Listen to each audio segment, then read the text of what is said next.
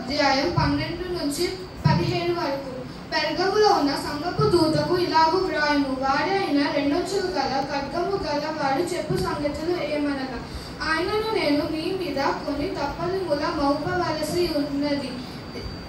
అవేవనుగా విగ్రహములకు బలిచ్చిన వాటిని తినునట్లును జారత్వము చేయునట్లును ఇశ్రాయేలీలకు ఉరియొద్దమని బాలాకునకు నేర్పిన బిలాము బోధనను అనుసరించేవారు నీలో ఉన్నారు. అటువలనే నీకోలాయుతులు బోధనను అనుసరించేవారు నీలో ఉన్నారు. కావున మారు మనసు పొందుము, లేని ఎడలే నేను నీ వద్దకు త్వరగా వచ్చి నా నోట నుండి వచ్చు ఖడ్గముతో వీరితో యుద్ధం చేసేదను. సంగములతో ఆత్మ చెప్పుచున్న మాట చెవిగలవాడు వినుగాక. జయించు మరుగే ఉన్న మన్నాను భుజింపనిత్తును, మరియు అతనికి తెల్ల రాత్రిను ఆ రాత్రి మీద చెక్కబడిన ఒక కొత్త పేరు ఉండును. అది పొందిన వానికి గాని మరి ఎవరికి తెలియదు.